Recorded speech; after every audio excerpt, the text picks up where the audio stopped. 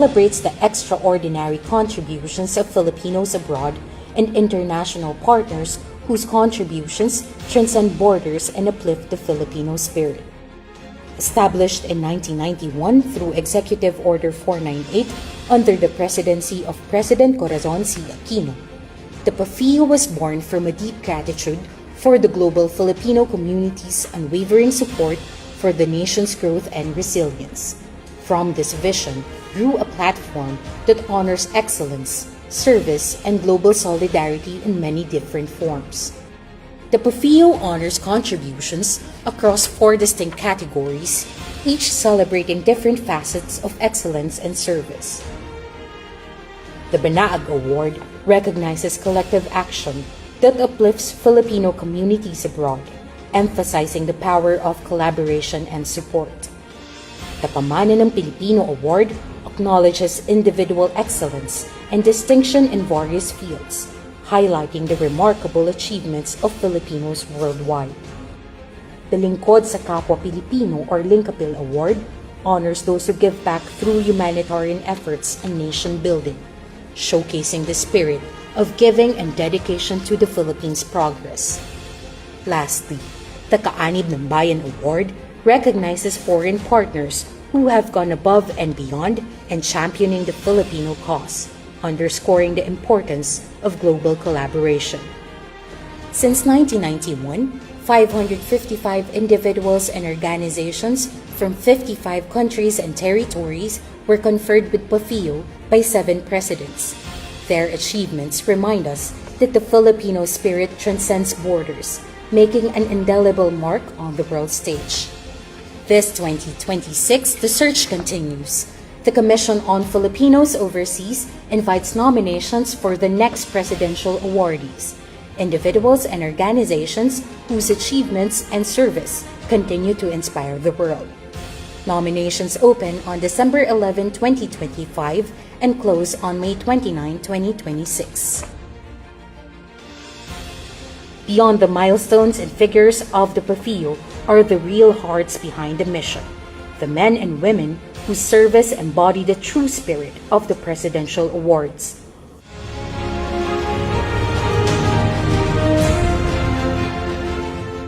Visit the PAFIO website to know more about the awards and download the nomination form from the QR code and official links provided.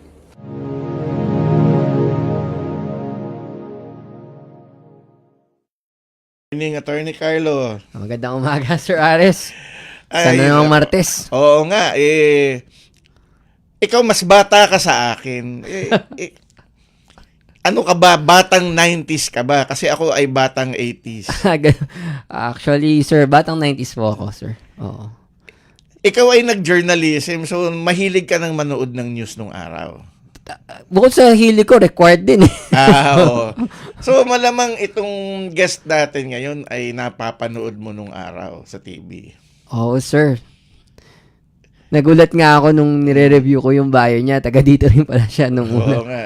Yan nga, kung mahilig kayong manood ng balita sa TV nung dekada 90 hanggang mga kalagitnaan ng mga 2000, malamang napansin na may imported, no?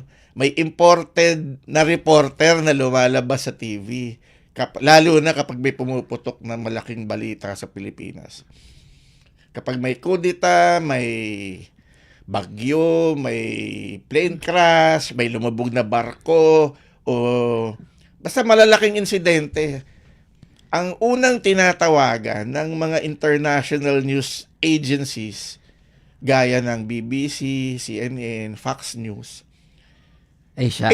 Itong taong makakausap natin ngayon. Kilala siya sa tawag na Mike in Manila, isang independent news producer na hindi natatakot pumasok sa loob ng mga kulungan o kaya sumama sa mga sundalo o pulis sa kanilang mga mapanganib na misyon.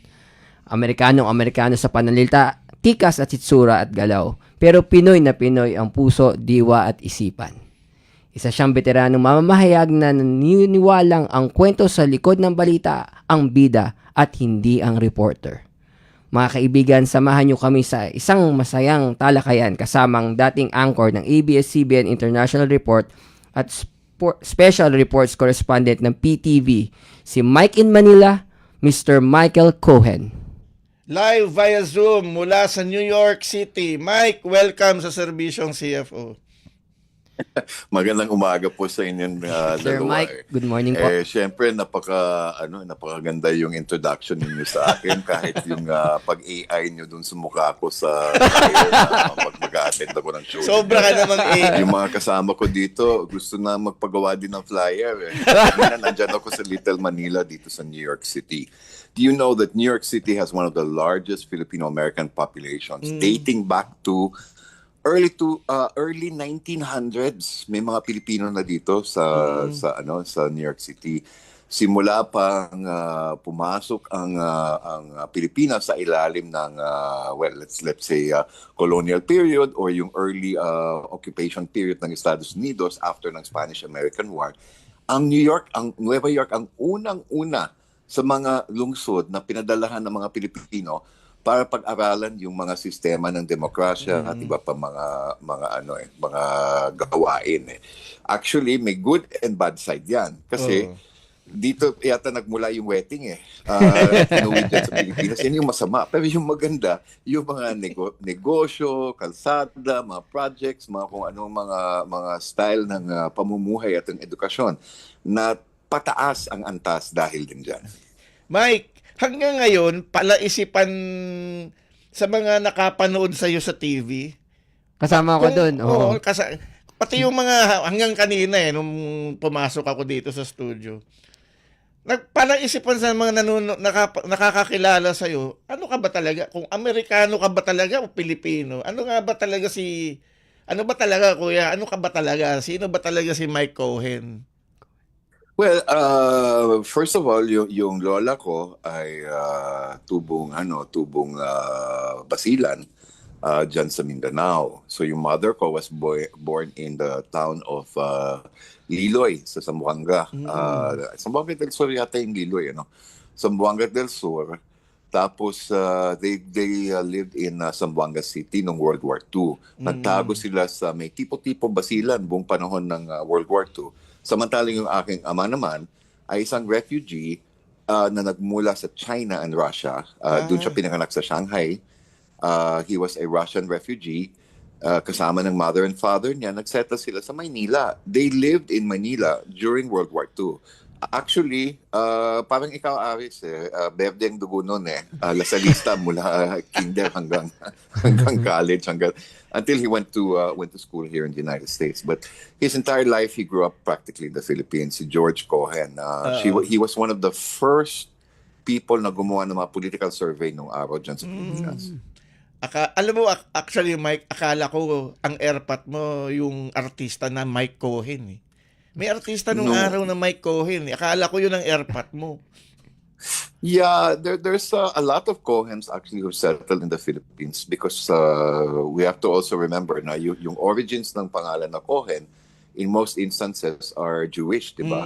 And nung ikalawang digmaan pangdaigdig, yung Pilipinas ang halos iilan lang lugar sa mundo na nakapagtago ang mga Hudyo doon sa kalupitan ng Nazi at saka ng Hitler regime. So binigyan ng pagkakataon ni Pangulong Quezon nung araw na makapag-settle.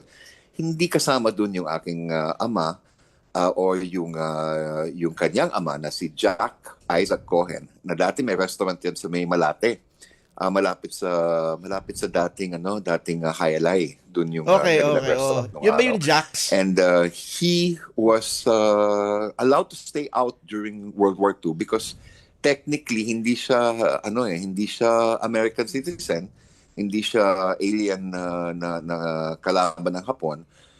Pero habang sila ay nasa labas, nagtatrabaho yung mga guerrilla sa loob ng restaurant nila. So hindi nila alam na that was a place also na nagkaroon ng magandang history din yung pamilya ng side ng father ko. At ganoon din sa mother ko sa Zamboanga. Samantala yung aking yung sa mother side ko was also Russian. Although hindi sa makakilala, nagsettle sa Zamboanga. His name was Leonard 𝐏𝐢𝐥𝐢𝐲𝐨𝐧, yung father ng mother ko. And if you go above the town of Davao, dyan sa may Compostela Valley. Meron tinatawag na Lake Leonard. That's named after my grandfather. He was one of the first geologists na nakapag-discover ng mga minerals, mga ano. And out of love for the Philippines, he chose to remain in the Philippines even after World War II.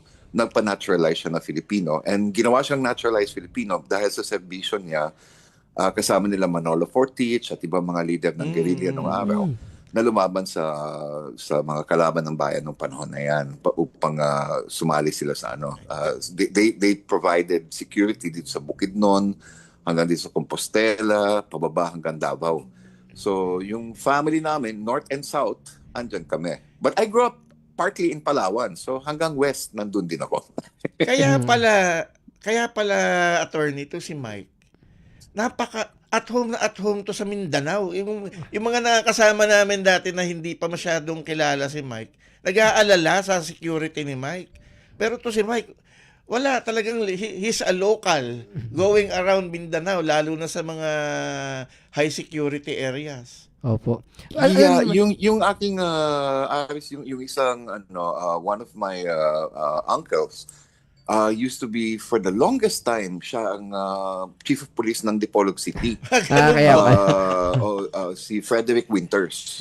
So he was the chief of police ng Dipolog. Pero mistiso din si Winters. Nung panahon ni President Ramos, yan ang nakita na sinabi, may mga US troops dito sa Mindanao.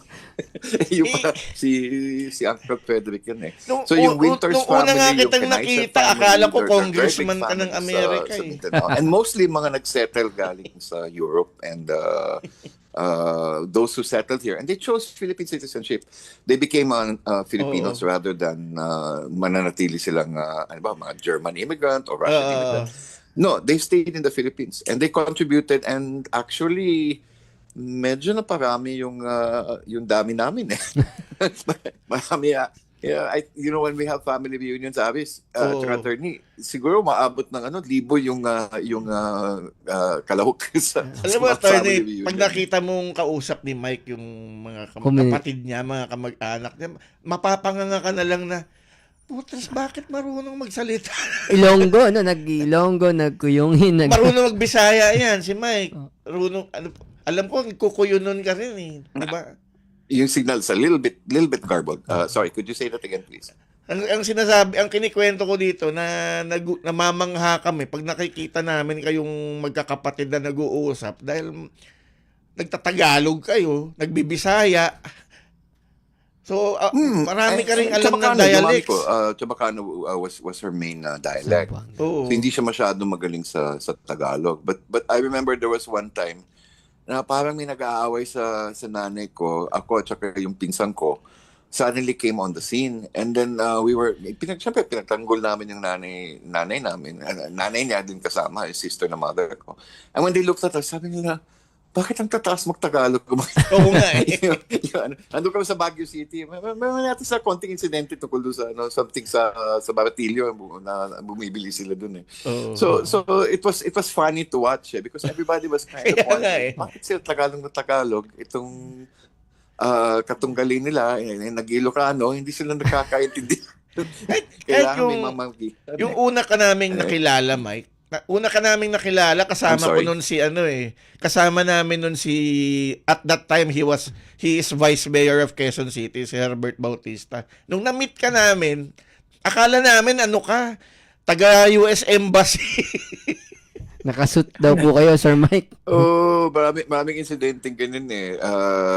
I remember during halimbawa may mga travels kami ni yung yumaong Pangulong Fidel Ramos. So umiikot kami, sumasama ako sa mga lakad niya. Ganun. Although he knew my father, he knows my mom, because of yung work ng dad ko sa political posting and other things. So natatawa lang sila kasi usually he says, may foreign correspondent tayo kasama dito eh. Taga Cuyo, Palawan eh. Ganun lang ang ginagawa niya eh.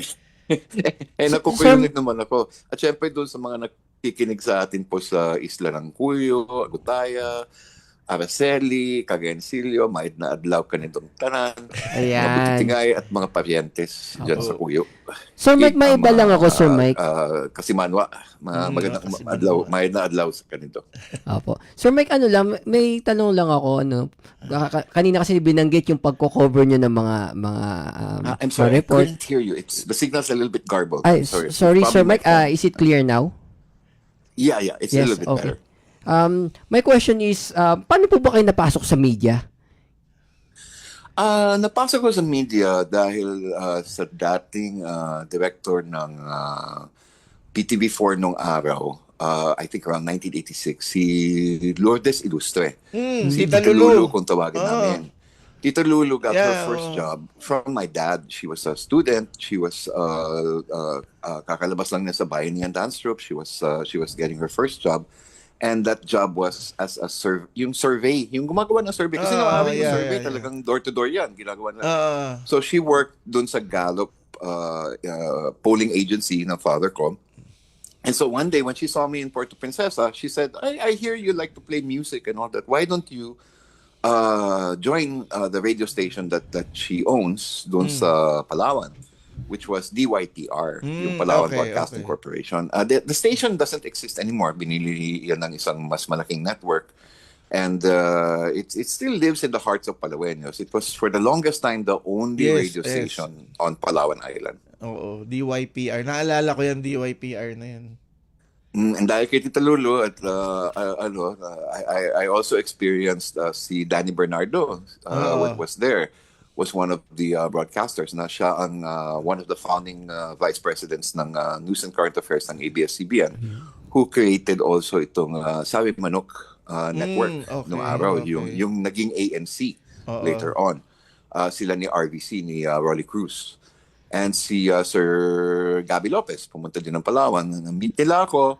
I was working then sa ABS-CBN, not yet ABS-CBN affiliate, yung DYPR. And then binigyan na ng opportunity. I started sa 𝐒𝐤𝐥𝐢𝐷.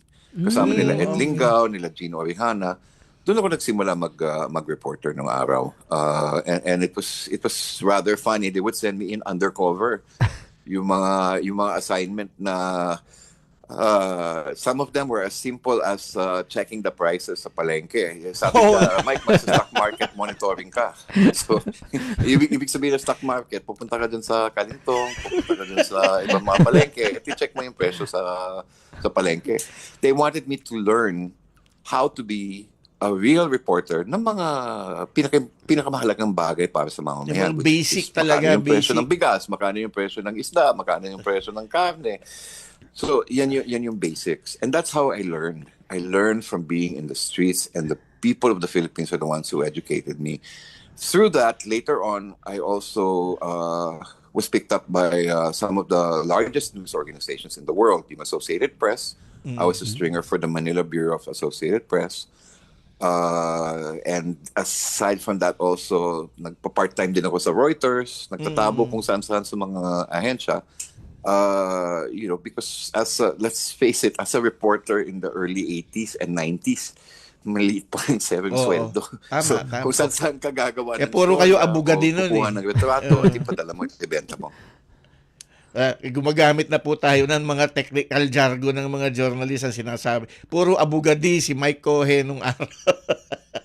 Puro tabo. The most important thing that I learned from it, even though I was still a college student at the time, nag-aaral ako dun sa Palawan State University where I went to school. Nag-enroll ako sa maraming mga different colleges in Manila prior to that.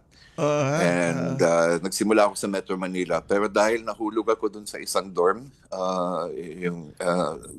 lumusot ako dun sa ceiling Kalimutan ko anong dorm na yun, Kalayaan yata. Nag-UP ka ba? Problema. Nag-UP ka rin? Sabi ng nanay ko noon, sa Palawan ka na mag-aral. Dito ka. Binalik ka sa Kasi kung saan ako nakakarating noon I was really known for getting myself into the weirdest situations as a journalist and surviving, including Malacanang, including places where nobody's supposed to go, and doing a lot of things that I think helped people and helped the country. Basta yung akin always, my rule was always patas. Yung be fair. Oo. Talk about things. If things are bad, say the bad things. But also give a chance to them to say what else is happening. Ayoko itong latest generation of, well, I don't even know what to call it anymore, pero parang napaka-ingrained na yung sensationalism eh. But that's an Oo nga, entirely oo different nga, topic, oo nga. It's just, I guess it's just a change in time. Siguro tumatanda na ako. Ganun lang. So ngayon kasi puro ano no, in parang labanan ng influencer, mga mahilig sa selfie, parang ganun ba? Yung nakikita mo, Mike? Yeah, it's really sad because Medyo like OA here in yung the United approach. States, we have so many good programs and things for Filipinos who come here and settle here. Like I was mentioning a while ago, right? If you go to New York City, you go to the 7 train, sumakay ka ng 7 train, bumaba ka ng 69th Street Station. When you come down, the first thing you see is a mural on the wall that says Little Manila. And then ito yung Little Manila community here. It's about 70,000 Filipinos, many of whom are working, many are very successful. Lahat ng bahay nila puro $1 million homes. Talaga? Not because it's a beautiful house, it's just dahil sa mahal ng presyo ng lupa dito sa New York City. Kahit yung bahay mukhang barong-barong, milyon na yung halaga ng bahay. So there's a lot. There's a lot of very wealthy Filipinos who live here in New York City and support their families back in the Philippines. But many of them are divided along political lines. And that's really sad because it's not just the politics of the Philippines that divides them, but it's also the politics we have here. Okay. You know, dito, if you think problems are bad in the Philippines with issues over certain projects or other things, that's nothing compared to what we're seeing here. Here we have homeless programs where billions of dollars just disappear. Magic. The best magicians in the world are New York City politicians. They make everything disappear, including the records of where the money went. So, you know, that's really New York for you, you know. And sadly, the same thing is happening now in places like Minnesota and California and in other places where there's all these problems with graft and corruption. And these issues are being covered by other things that are happening that are, you know, incidents like there was a shooting recently in Minneapolis involving a federal law enforcement officer and unfortunately a woman who apparently panicked and tried to drive away, and that issue has become something that again is dealing with so many other problems, and instead of talking about ways to resolve it and calming things down, the way I was trained to do by Tita Lulu, Ilustre, by people like Rod Reyes, sa ABS-CBN, Frankie Evangelista, kahit sa Kabayan. You know, how they would teach us to always try and get as many sides as possible to balance things out and make sure you're always fair. Si Mike Enriquez, ganun din yung tour sa amin na nasa DCXL pa ako ng araw na nagre-report ako paminsan-minsan. You know, it's always good to try and be in the medium of the middle, the media. Dahil yan naman talaga yung isa sa pinakamahalagang role. Yes, you confront yung sinasabi nila, your voice against abuse and power. Totoo yan. Talagang isa sa mga role yan. Pero that's not your only role. Your role also is to inform. Your role also is to educate. Your role also is to tell the truth. And unfortunately, it's not the truth we're hearing. It's a lot of propaganda, and it's hurting a lot of people. And it's hurting not just the United States or the Philippines, but the whole world. Puro ganito yung mga problema. We need to find ways to communicate clearly and talk clearly. Mike, ibalik ko lang be good voices. Okay, sige. Because yan naman talaga yung purpose natin. We come from 7,000 islands. Yeah. We go all over the world. You see Filipinos here are among the most successful, the best off, and the wealthiest people in the United States. You know, wherever you go, you will find a Filipino who's doing well. Give them a chance and an opportunity that's fair. Yayaman sila. Hindi lang in the sense of you know, material wealth, but also in other things, spiritual and other things. Napaka-successful ang mga Pilipino dito sa Estados Unidos.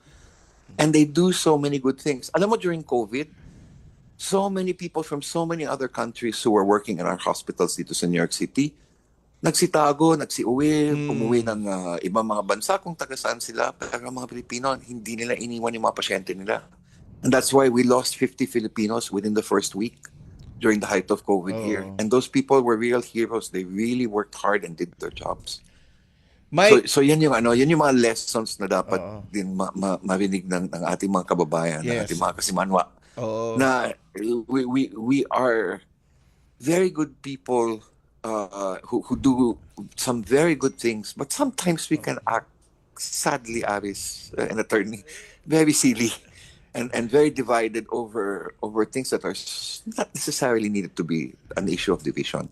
Mike, may mabilis lang na question na kung pwede masagot mo lang kasi tinatanong talaga to eh. Bakit matagal kang napanood sa TV, bakit bigla kang nawala at nasaan ka ngayon? Anong ginagawa mo? Well, sanay lang palamunin lang ako ng mga anak ko. In about 2014, Ganyan talaga. I had some problems with my vision. And now I'm blind. So I no longer can see the way I used to. Yung isang mata ko is totally blind. Yung other eye ko is, well, I can see enough to get me into trouble. I still get into Kaya pa din. I still do a podcast, the Mike of New York podcast. So may podcast ka pa rin, tuloy pa rin yun. Yeah. It's still there. It's on Apple Podcasts and some other things. So every now and then, gumagawa pa rin ako ng podcast. I feature mga issues ng Philippine community dito sa Nueva York, California, sa ibang mga bahagi hanggang Canada. And we talk about a lot of things. Parati ko kausap sa chat sina Cherry Mercado, who's has a very active TV and radio presence in Toronto, Canada, which is about 7-8 hours north of me. Marami JV sila dun Villar, eh, di ba? Kausap ko dito si JV sa Texas. Oo. Si Rodney Haleco. Kami nagdidebate sa Facebook. Yes, si Rodney. So there's so many of us who were in media in Manila who are active here in our own ways, are still doing what we used to do there. Even if we're a little bit older, a little bit slower, maybe a little bit blinder in my case, but even if we're blind, we can still hear, we can still smell, and we still have the nose for news. Yun. Mike, I'm giving you 1 minute to say your final message to our listeners and viewers. English. Well, most important to all, who remember me for the things I did, and to all who maybe I didn't do enough for. As they say, never say sorry, but sometimes you have to say, I apologize if I hurt anybody in my career, my long career dyan sa media sa Pilipinas, more than 30 years. Yeah. But also, in the words of Douglas MacArthur, I shall return. Yeah. Hindi naman ako mawawala. At gusto ka naming makasama. Even if only by the means of the radio and other things, babalik at babalik pa rin ako. Yes, diba? yes, Parang sa kanta ni Gabi Valenciano, babalik pa rin. Yan. And ganun lang, Aris, ganun lang, attorney. Siguro that's the most important thing. We always go home, even if we're only going home in our hearts. We'll be looking forward to seeing you back on air here in the Philippines, Mr. Michael Cohen. Mike, maraming salamat sa iyong oras. Alam kong medyo gabi na rin dyan sa Nueva York. Maraming salamat. I hope we can invite you again. Marami kang gustong sabihin. We want to give you the platform. Maraming salamat, Mike. Maraming salamat din sa pagiging generous na reporter, lalo na dun sa mga bago pa lang at nakita ko paano mo tinulungan. Tinulungan ako niyan, attorney, nung namatay si Rico yan. Siya ang nagbigay sa akin ng balita. Wow. Oo, sa Palawan kasi Pinadala siya ng ABS to get the body of Rico. Talagang batang 90s yung episode talaga natin today. At inyo pong napanood dito sa Serbisyong CFO ang journalist na si Michael Cohen. Otherwise known as Mike in Manila. Nandito na ang mga mahahalagang balita at anunsyo mula sa Commission on Filipinos Overseas. Balitang CFO. Balitang CFO. Dito lamang sa Radyo Pilipinas World Service. at nagdaan na naman ng isang araw na pagsasahimpapawid ng ating programa para sa mga overseas Filipinos. Sa bawat kwento, bawat impormasyon at bawat serbisyong hatid natin, layunin naming mapalapit ang gobyerno sa bawat Pilipino saan mang panig ng mundo. Tandaan kababayan, basta't balita at serbisyo publiko. CFO kasama mo saan man sa mundo. Hanggang sa muli, ito ang Serbisyong CFO sa Bagong Pilipinas. Narito na ang programang mag-uugnay sa mga Pilipinong naninirahan sa iba't ibang panig ng mundo. Serbisyong CFO sa Bagong Pilipinas. Serbisyong hatid ng Commission on Filipinos Overseas at Radyo Pilipinas World Service. Ang programang magtatampok sa mga proyekto at serbisyo publiko upang mapalakas ang ugnayan ng milyong-milyong Pilipino sa kanilang bansang pinagmulan. Serbisyong CFO sa Bagong Pilipinas. Dito sa Radyo Pilipinas World Service.